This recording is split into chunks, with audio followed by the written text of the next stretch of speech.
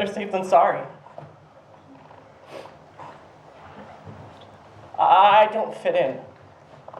Let them climb up on each other's heads, pull the door shut behind me, and set myself free because I'm not too keen on sticking around just to be sidestepped.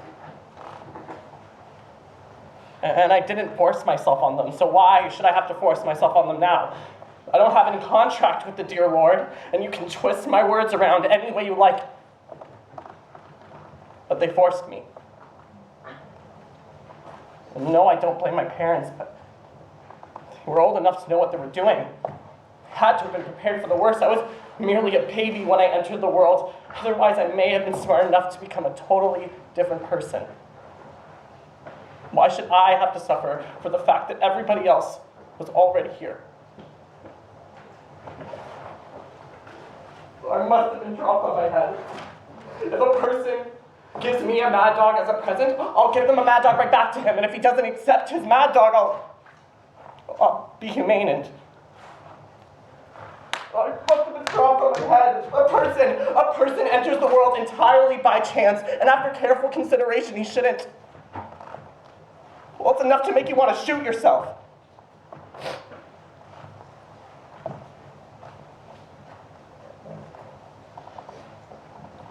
At least the weather showed me some consideration. All day, it looked like it was going to rain, but now it's clearing up. There's an unusual stillness out here. Nothing harsh, nothing irritating.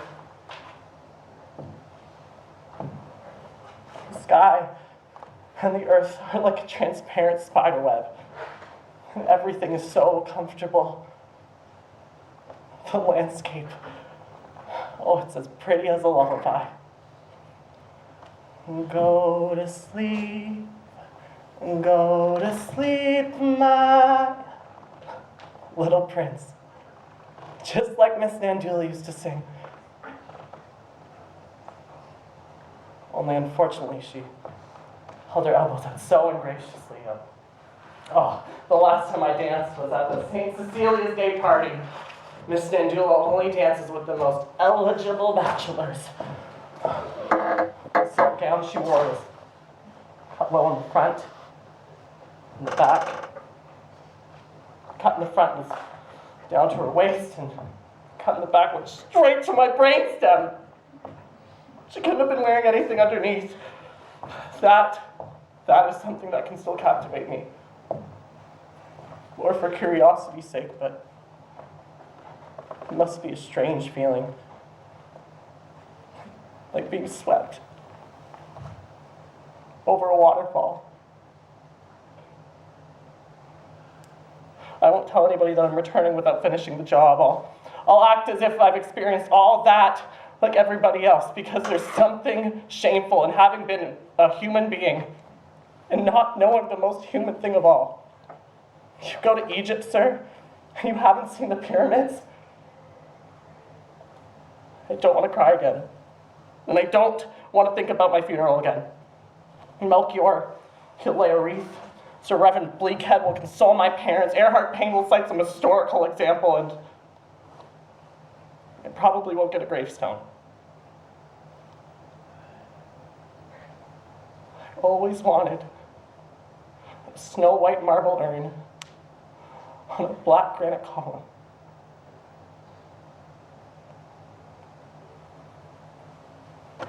But fortunately, I won't miss it.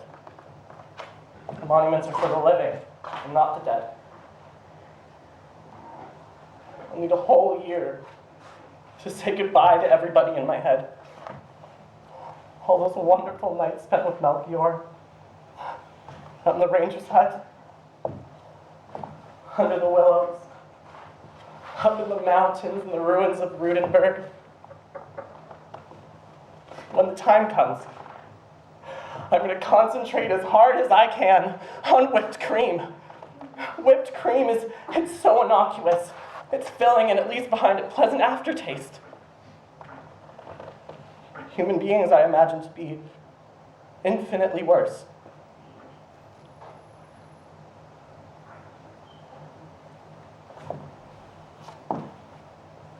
approach the altar. Like the youth in ancient Etruria whose death rattle buys a year's worth of health and happiness, I sob with sorrow for my fate. Life has given me the cold shoulder, earnest friendly eyes beckoning me to the other side. The headless queen. I sob. Sympathy waiting for me with soft arms. Your commandments are for the immature. I hold my ticket inside myself. When the empty shell falls, the butterfly will flutter away from it, and the illusion will no longer be an embarrassment. It isn't fair of you to make me dizzy. The fog is clearing. Life isn't fair to make me dizzy. The fog is clearing.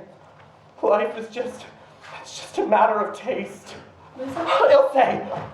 What are you looking for out here? Why'd you scare me like that? What are you looking for? Did you lose something? What did you scare me so horribly for? I was in the city. I'm on my way home. I don't know what I lost. Well, no point looking for it then. Damn it. I haven't been home in 4 days. As quiet as a cat. It's because I'm wearing my dancing slippers. My mother's going to faint. Come up to our place with me. Where have you been kicking around all this time? At the Priapus Club. Priapus Club? At Knowles, at Ferndorf's, at Pedinsky's, at Len's, Rank Spuler's. All kinds of places. Ring, ring, ring. She's ready for anything. They paint you there? Ferndorf's painting me as the stylet. I stand on a Corinthian column. Ferndorf, I'm telling you, is a first-class crackpot. I squashed one of his tubes last time. He wipes his brush in my hair. I smack him on the ear. He throws his palette at my head. I knock over his easel and we go charging over the sofa and tables and chairs, around and around the studio. There's a sketch behind the stove. Be a good boy or I'll rip it up. He promised me amnesty and he ended up attacking me. I'm telling you, attacking me with kisses. Where do you stay at night when you're in the city? Well, yesterday I stayed at Knowles, day before yesterday at Bajankowitz, and Sunday at Oinkotomopolis. There was champagne at Pedinsky's, and Felbragus had just sold his plague victim. Adelar was drinking out of an ashtray. Lenz was singing The Baby Killer, and Adelar tore the daylights out on his guitar. I was so drunk, they had to put me to bed. You're still in school, Moritz? No, I'm leaving next quarter. That's right. Time really flies when you're earning money. Remember when we used to play robbers?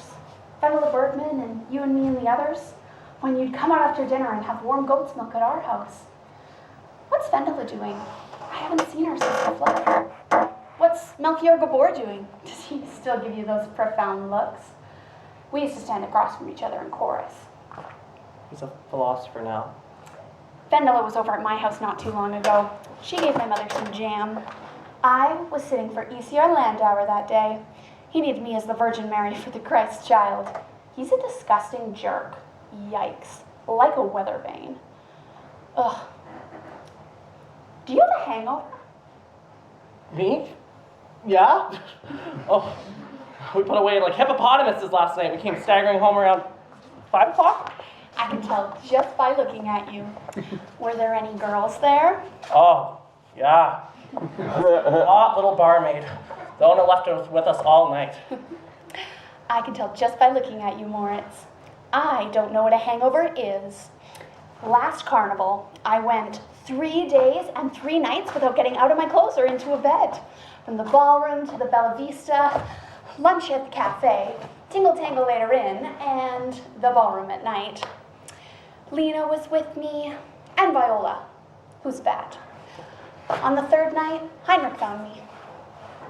Was he looking for you? He tripped over my arm. I was passed out on a pile of snow. After that, I went back to his place. I didn't leave his apartment for 14 days. What a ghastly time.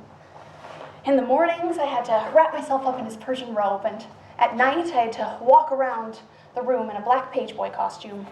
White lace cuffs and a white lace collar. Every day, he would paint me in a different attitude.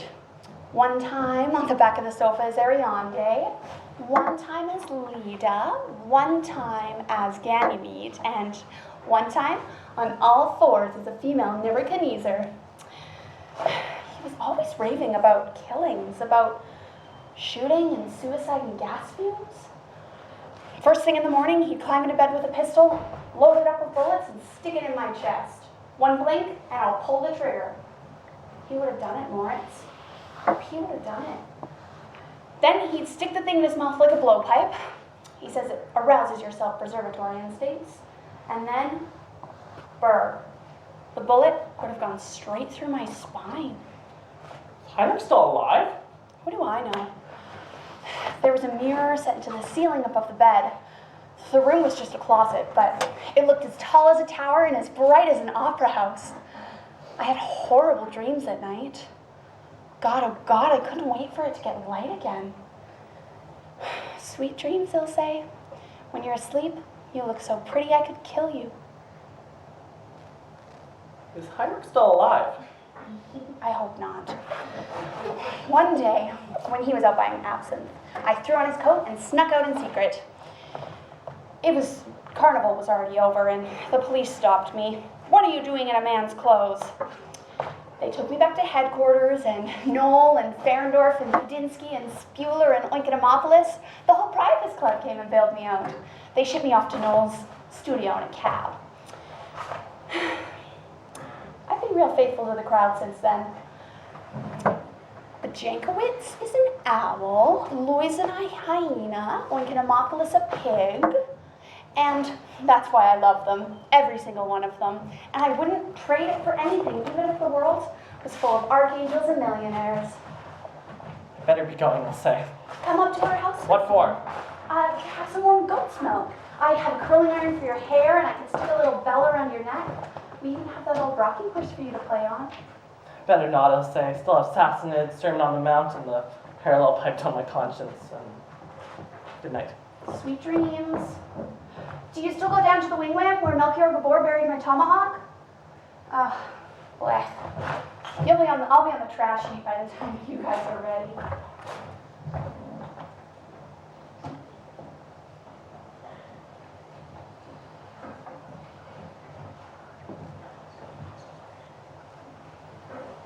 One word.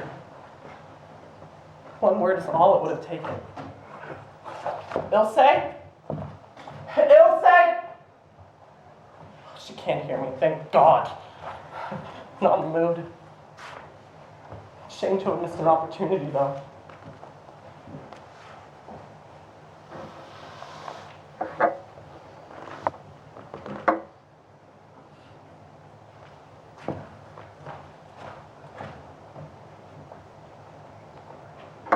I'll say that I had an enormous crystal mock mirror hanging over my bed. That I reared a wild filly. That I made her prance around my carpet in silk, long black stockings, and black patent leather boots, in long black kid gloves, and black velvet around her neck. That I smothered her in a fit of insanity, and when the conversation turns to lust, I'll scream! Scream to be like you, Ilse! The Priapus Club! Unconsciousness, it takes my breath away! This lucky child, this sunny thing that's baloozing on my trail of tears.